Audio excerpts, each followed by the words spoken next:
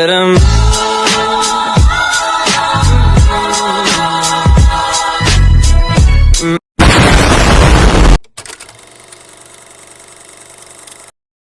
1, kasus obesitas.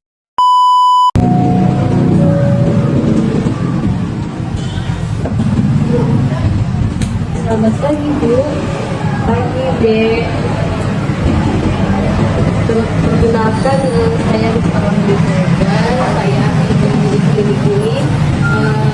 Kalau boleh tahu, ini dengan adik siapa ya? Kenalkan dulu nama saya Maya. Maya umurnya berapa? Saya 15 tahun, Bu. Sekarang Maya sekolah di mana? Saya baru masuk di Bandung. Baik, Dek. Apa kabar kamu, Dek? Alhamdulillah, Bu, sehat. Alhamdulillah ya, Dek. Oh iya, ada keperluan apa, Dek? Jadi gini, Bu, saya merasa berat badan saya ini sudah berlebihan, Bu. Bahkan untuk melakukan aktivitas sehari-hari saja sangat sulit, Bu. Jadi adik merasa berat badan adik sudah berlebihan ya? Iya, Bu. Dan membuat adik jadi tidak percaya diri, ya, Bu.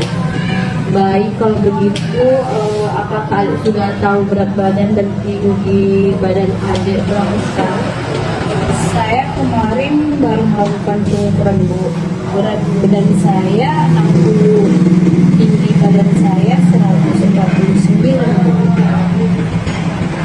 Jika dilihat dari berat badan dan tinggi badan adik, indeks massa tubuh adik adalah 27 ya. Nah, ini masuk ke dalam kategori obesitas ya. Oh, jadi saya obesitas ya, Bu? Iya, betul, Dek. Waduh, jadi gimana dong, Bu? Saya tidak mau berat badan saya makin bertambah, Bu. Saya menurunkan berat badan saya, Bu.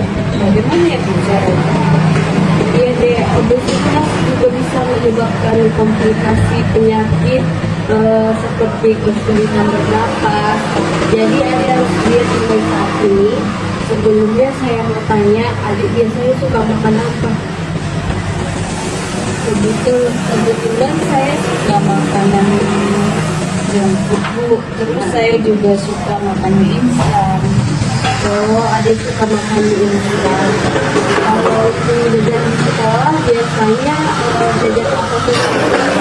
Saya biasanya jajan bakso, ayam, sama minum es teh. Terus pas pulang sekolah saya suka beli makanan dan biasanya malam minum gitu ya.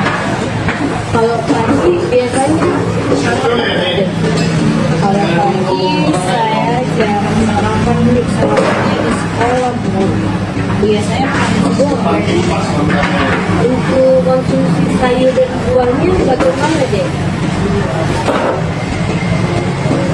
Saya kurang suka makan sayur, Bu. Tapi kalau buah saya suka. Kalau makan buah biasanya berapa banyak? Jarang sih, Bu. Mungkin 3 minggu sekali.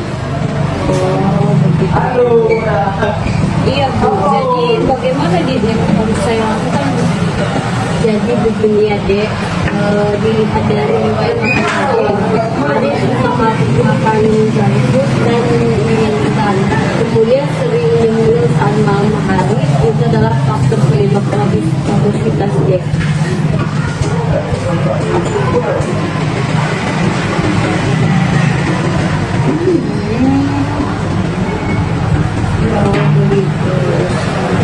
Begitu ya, Bu. Untuk makanan yang bagus saya konsumsi itu apa, Bu? Biar berat badan saya bisa turun. Baik, apakah adik sudah siap dengan diet yang akan saya anjurkan? Saya siap, Bu. Saya mau terus, Bu. Oke, di sini saya akan kasih tahu ini ada leafletnya. Baik, adik bisa mengkonsumsi makanan yang beragam dan banyak mengandung serat seperti sayuran hijau, buah-buahan.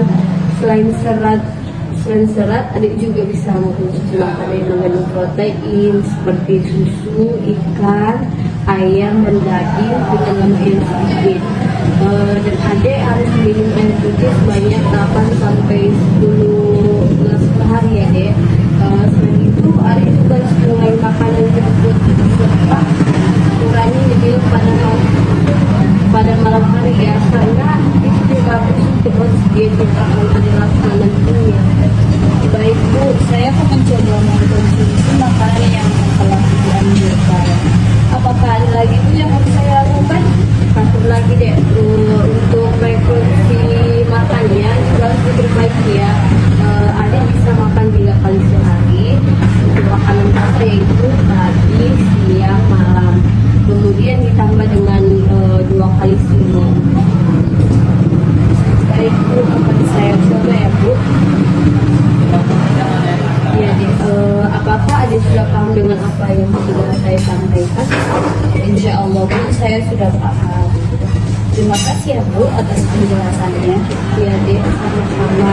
Semoga adik bisa menjalankan diet yang saya anjurkan dengan baik ya. Ya Bu, saya harus semangat, saya mau kurus. Nah gitu dong deh. Kalau begitu kita akan bertemu 2 minggu lagi ya deh, untuk melihat perubahan diet yang adik lakukan. Nanti saya kabari sehari sebelum konseling selanjutnya ya. Iya Bu, kalau begitu saya permisi dulu ya Bu. Assalamualaikum. Ya, dia deh. Waalaikumsalam.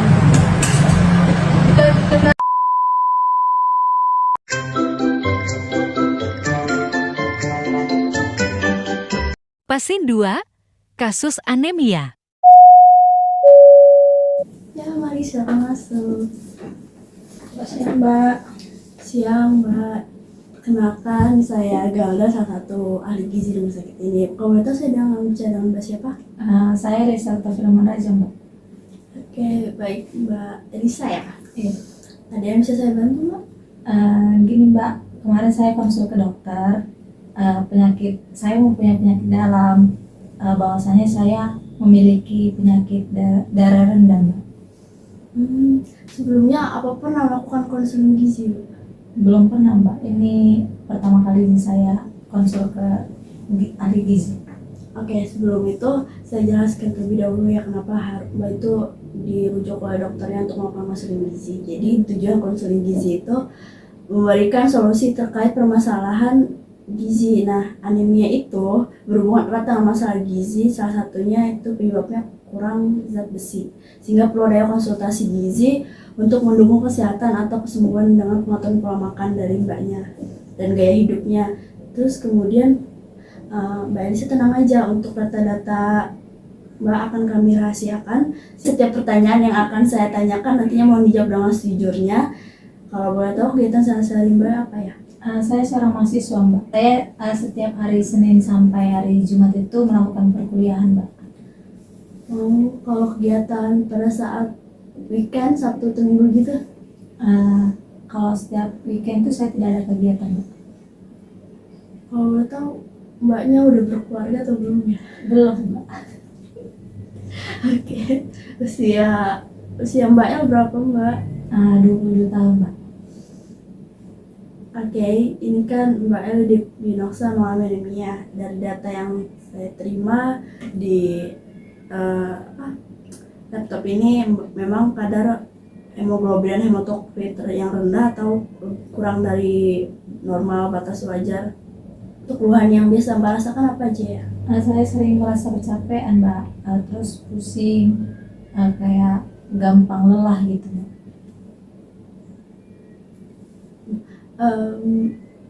Boleh saya lihat surat rujukan dari dokter yang Oke, terima kasih.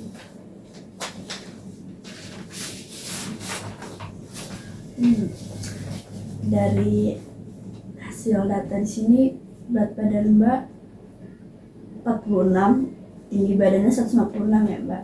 Ya, Mbak.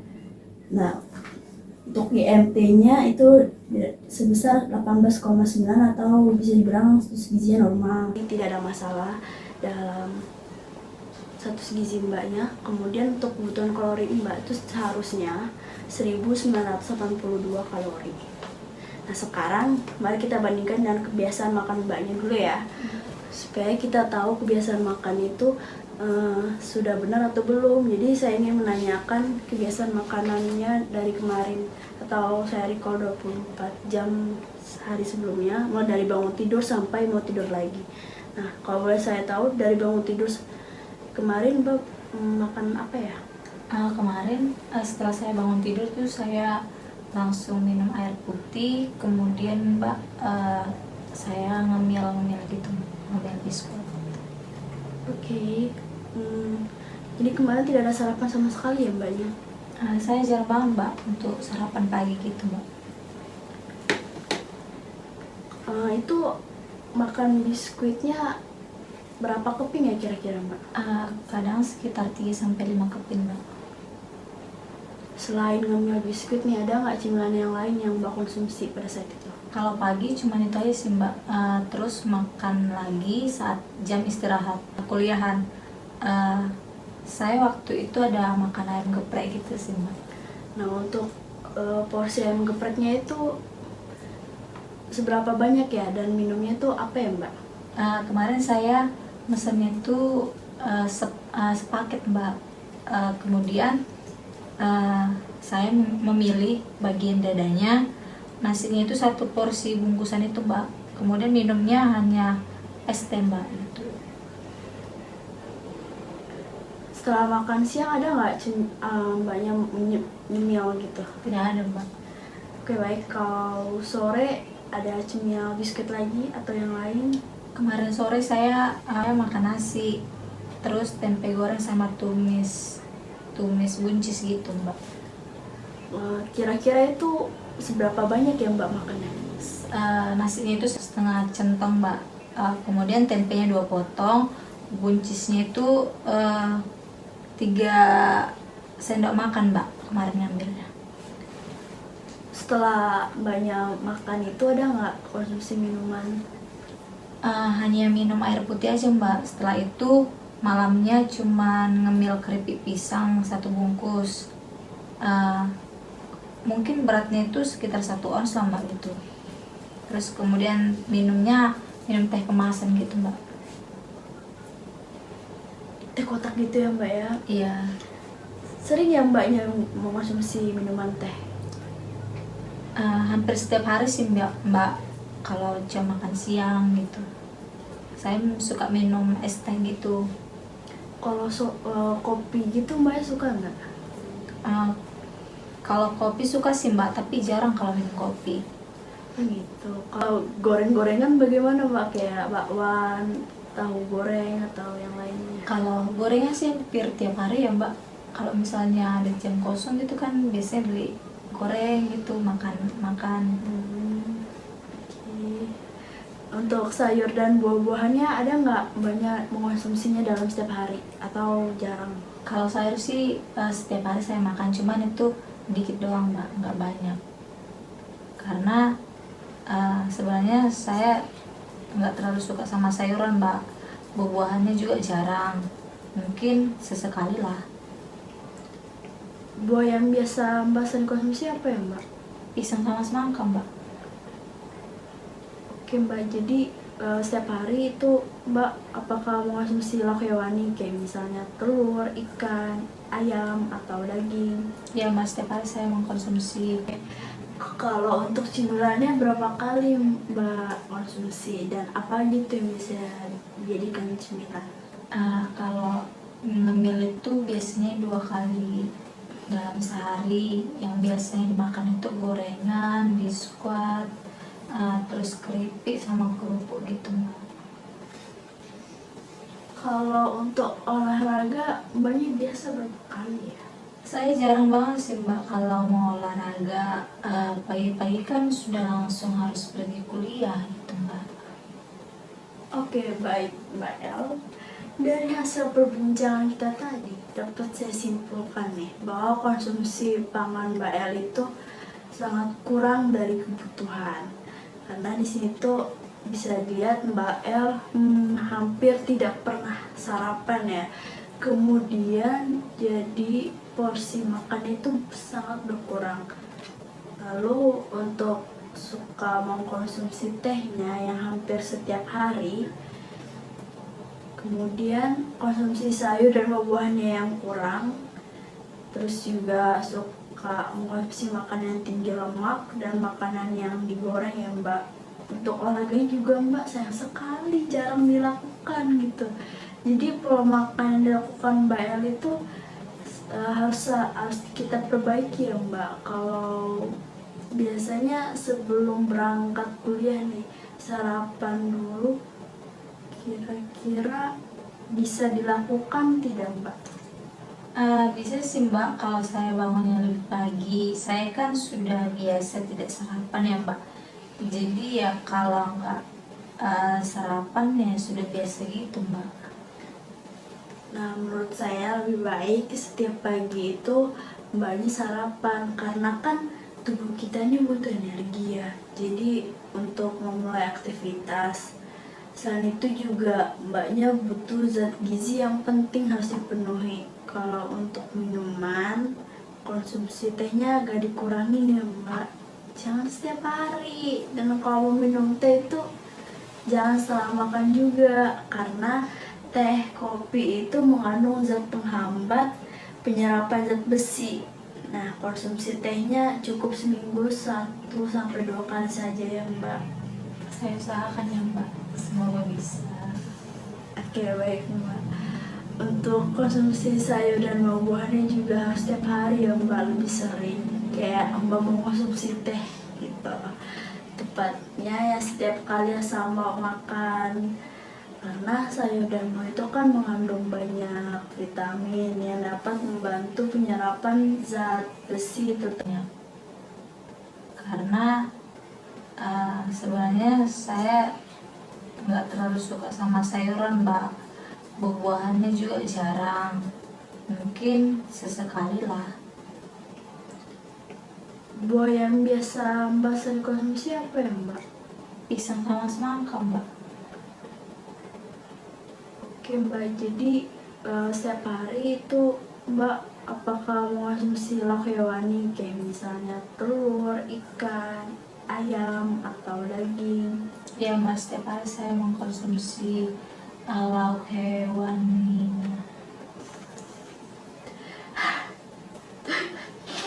Bernada. Oke.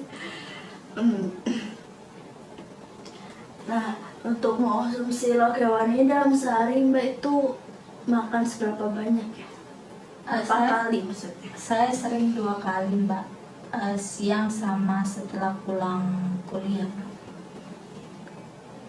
Nah, kalau untuk cemilannya nih, berapa kali Mbak konsumsi dan biasanya apa aja yang Mbak jadikan cemilan? Apa ini katanya? Untuk berapa kali apa? Oke, kalau untuk cemilannya berapa kali Mbak konsumsi dan apa aja tuh yang bisa dijadikan cemilan? Kalau ngemil itu biasanya 2 kali dalam sehari. Yang biasanya dimakan itu gorengan, biskuit, terus keripik sama kerupuk gitu Mbak. Kalau untuk olahraga Mbaknya biasa berapa kali ya? Saya jarang banget sih Mbak kalau mau olahraga. Pagi-pagi kan sudah langsung harus pergi kuliah gitu Mbak. Oke, baik Mbak El. Dari hasil perbincangan kita tadi, dapat saya simpulkan nih bahwa konsumsi pangan Mbak El itu sangat kurang dari kebutuhan. Karena di sini tuh bisa dilihat Mbak El hampir tidak pernah sarapan ya. Kemudian jadi porsi makan itu sangat berkurang. Lalu untuk suka mengkonsumsi tehnya yang hampir setiap hari, kemudian konsumsi sayur dan buah-buahannya yang kurang, terus juga suka mengkonsumsi makanan yang tinggi lemak dan makanan yang digoreng ya Mbak.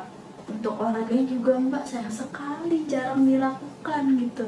Jadi pola makan yang dilakukan Mbak El itu harus kita perbaiki ya Mbak. Kalau biasanya sebelum berangkat kuliah nih, sarapan dulu kira-kira bisa dilakukan tidak Mbak?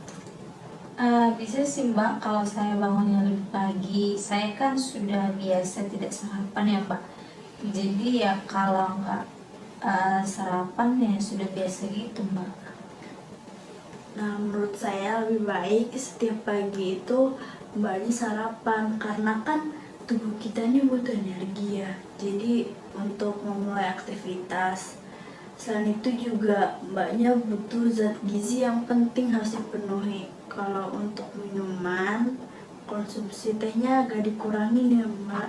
Jangan setiap hari. Dan kalau minum teh itu jangan setelah makan juga, karena teh, kopi itu mengandung zat penghambat penyerapan zat besi. Nah, konsumsi tehnya cukup seminggu 1 sampai 2 kali saja ya Mbak. Saya usahakan ya Mbak, semoga bisa.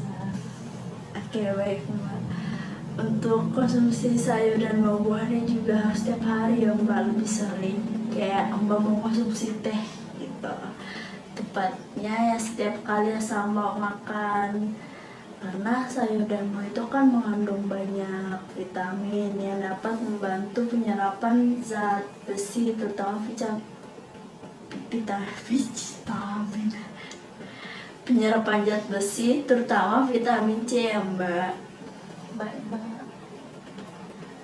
Kemudian untuk olahraga nih, Mbak tuh harus usahakan dilakukannya itu seminggu sekali aja udah cukup kalau waktu luang. Nah, olahraga kan tidak harus di luar rumah ya Mbak, jadi coba aja manfaatkan waktu luangnya untuk olahraga sedikit aja Mbak. Nah, baik Mbak, akan saya usahakan tuh setiap kali olahraga. Nah, sekarang kita akan membahas tentang anemia yang dialami oleh Mbak El ya. Jadi kan anemia ini kan berhubungan dengan defisiensi zat besi, dimana saya sarankan untuk selalu mengkonsumsi makanan tinggi zat besi Mbaknya, seperti hati ayam, rampelok, telur, daging merah, ikan, sayuran hijau. Lalu untuk membantu penyerapan zat besinya, bisa juga dibarengin dengan mengkonsumsi makanan tinggi vitamin C seperti buah jeruk, jambu biji, kiwi, tomat, dan yang lainnya. Apakah Mbak El tahu terkait isi piringku? Pernah dengar sih Mbak, tapi kurang tahu apa itu. Oke, baik Mbak. Nah, di sini ada pamflet tentang isi piringku. Nah, isi piringku ini merupakan pedoman porsi makan yang tepat untuk memenuhi kebutuhan zat gizinya. Untuk porsi sayur di sini itu dan ada sumber karbohidrat seperti nasi, jagung, umbi-umbian, itu sama porsinya atau jumlahnya. Kemudian ketika Mbak El makan bagi isi piring menjadi 2, itu dimana setengah dari isi piringku ini bisa diisi dengan, ketika Mbak El makan bagi isi piring menjadi 2 itu setengah dari piring Mbak nanti itu bisa diisi dengan 2/3 makanan pokoknya. Kemudian makanan pokok itu tidak harus selalu nasi, bisa diganti dengan karbohidrat yang lain seperti jagung, kentang, umbi-umbian. Kemudian 1/3 dari setengah piring Mbak tadi itu bisa diisi dengan lauk hewani dan nabati seperti ayam, ikan, tahu, tempe, telur, atau yang lainnya. Kemudian setengah isi piring lainnya itu 2/3 diisi dengan sayurannya Mbak. Kemudian setengah piring lainnya 1/3 diisi dengan buah-buahan. Kalau nggak bisa taruh dalam piring itu juga ya apa dipisahkan. Kemudian kira-kira Mbak El bisa tidak setiap kali makan menerapkan dari isi piringku di sini? Baik Mbak, akan saya usahakan untuk melakukannya Mbak. Kemudian untuk cemilannya Mbak bisa diganti jadi yang lebih rendah lemak dan gula seperti buah-buahan gitu, atau enggak biskuit yang kandungannya itu yang kandungannya rendah lemak dan rendah gula. Baik, Mbak. Oke. Dari yang kita diskusikan tadi, apakah Mbak El bisa menyimpulkan nih apa aja yang harus dilakukan untuk mengubah pola makan menjadi lebih baik? Berarti Mbak, dari hasil konsul hari ini berarti itu saya itu harus selalu sarapan, kemudian perbanyak makan sayur dan buah, terutama yang mengandung vitamin C. Terus karena kemudian lauk hewani tadi ada telur, ikan, hati. Nah, kemudian saya harus mengurangi mengkonsumsi minuman teh, kalau bisa itu seminggu sekali atau 2 kali gitu. Kemudian saya harus makan mengikuti isi piringku yang ini. Ya benar sekali Mbak. Jadi Mbak Ando sepakat ya untuk merubah pola makannya dan olahraganya menjadi lebih baik. Iya Mbak, saya akan usahakan. Oh ya Mbak, saya sarankan juga untuk mengkonsumsi tablet tambah darah seperti Sangobion ketika menstruasi, harus dikonsumsi setiap harinya. Apakah ada yang ditanyakan terkait konseling hari ini Mbak? Masih belum ada sih Mbak. Oke, karena Mbak tidak ada pertanyaan, sesi konseling kita cukupkan hari ini ya Mbak. Dan kita rencanakan untuk 2 minggu kemudian atau 1 hari sebelumnya saya akan ingatkan melalui telepon ke Mbaknya. Baik Mbak, terima kasih sudah membantu saya. Sama-sama Mbak, terima kasih juga atas kerjasamanya. Sehat selalu ya Mbak, dijaga pola makannya. Sama-sama Mbak. Iya.